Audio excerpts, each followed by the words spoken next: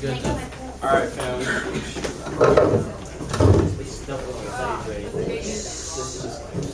Alright. Roommate speaking. Every trip pre-planned, every move recorded, every word scrutinized. The CEO of the most successful business on the planet. What is it like to have a day in the life of the President of the United States? And how could it make someone go from this to this? Scary stuff.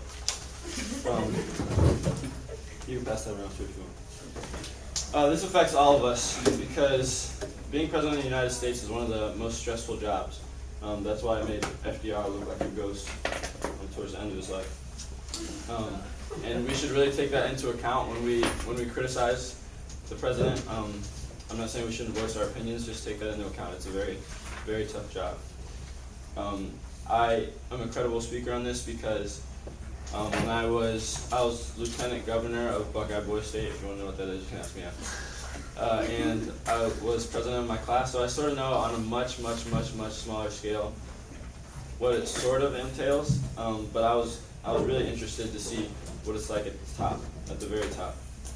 And although there are very contrasting views on what a day in the life of the president is like, it's not just riding around the Air Force One all the time. It's really just a day filled with a lot of reading, meetings, and speaking. First of all, his day starts off with a lot of reading. In an interview that Barack Obama did with NBC, he said that he spends about 45 minutes to an hour every morning reading his daily presidential brief and 4 or 5 newspapers just to see what's going on. The presidential brief is basically a newspaper just for him, and it talks about national security, just a review of everything they had accomplished the day before, and it gets him prepared for the meetings that he's going to have throughout the day. Which brings me to my second point. His day is filled with a lot of meetings.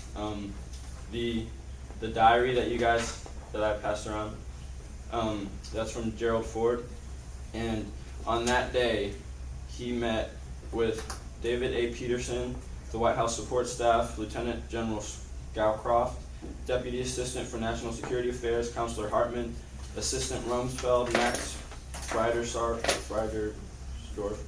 Ronald Nessen, Henry Kissinger, Lieutenant General Scowcroft again, Mr. Marsh, Monsignor Herman H. Zerfas, Ivel Zylstra, James Cannon III, Caspar Weinberger, Mr. Rumsfeld, Richard Cheney, and 3,000 people from the Chamber of Commerce, all before 3 o'clock and all at different times. That's a lot of meetings. And when I was lieutenant governor of Buckeye Boy State, every morning we had meetings with all the cabinet